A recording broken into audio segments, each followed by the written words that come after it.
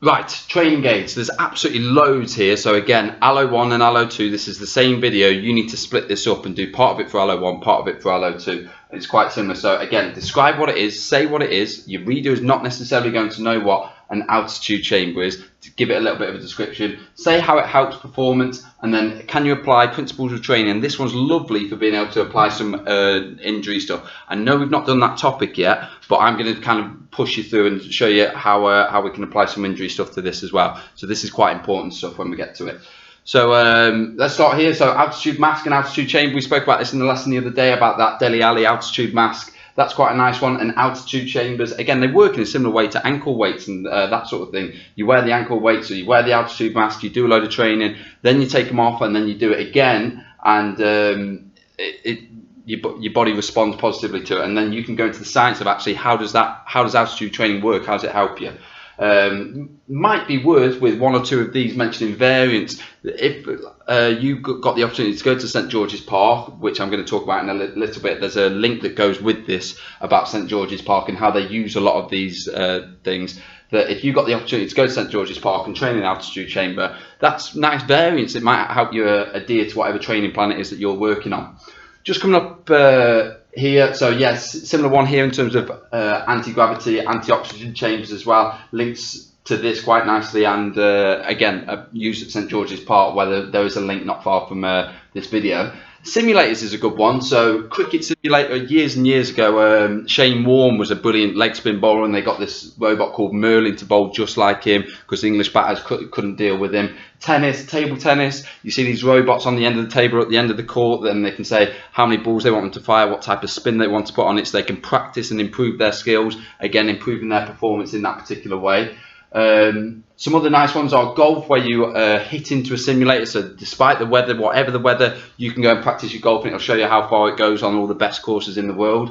Gran Turismo is a nice one. There's that old video of Lewis Hamilton practicing, knowing what each of the corners looks like, because he's played, and so Gran Turismo is supporting him whenever he's going to different tracks, Malaysian Grand Prix or whatever Grand Prix he's doing. Gran Turismo is helping support him go around the track. And Ronin cycling simulators as well.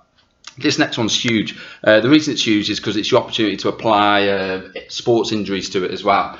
So it's Dartfish. We'll talk about this next lesson. There's loads of different apps that do what Dartfish does, where you can kind of slow down the performance of an athlete. Your iMovie will do it, where you've possibly done some of it in your practical lessons. If you haven't, we will do some of it, possibly on like a sports day event or something significant like that, where you can slow down what they're doing while it links into Monday Night Football and spectatorship and that sort of stuff, but I would much rather talk about injuries here. So gout in runners, you might be able to slow down a running style and pick out, actually, that's what's causing an injury. Injuries linked, so you've got overuse injuries, which is exactly what it sounds like. Tennis, constantly doing the same thing over and over again. Chronic injuries are injuries that are very, very long term.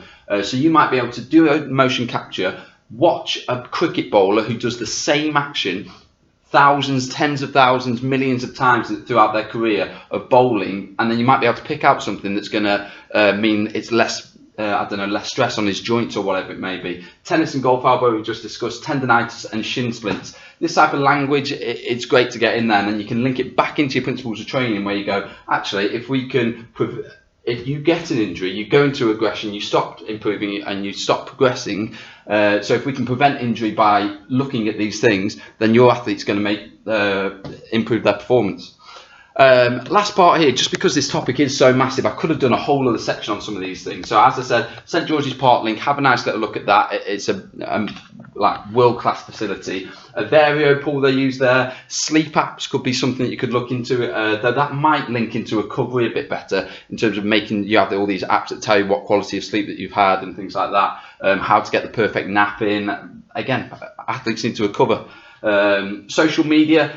Again, that's technology, and you can see, well, how does Harry Kane train? How does this person train? How do the best sprinters in the world train? You've got access to that by, you can follow these Instagram accounts. A lot of the time, if I'm going to the gym, I'll just look on Instagram and it will say, right, the best chest exercises or the best whatever exercises for going to the gym, the best speed workouts, and then you just follow it, and it's there and it's easy. Again, helps the athlete's performance.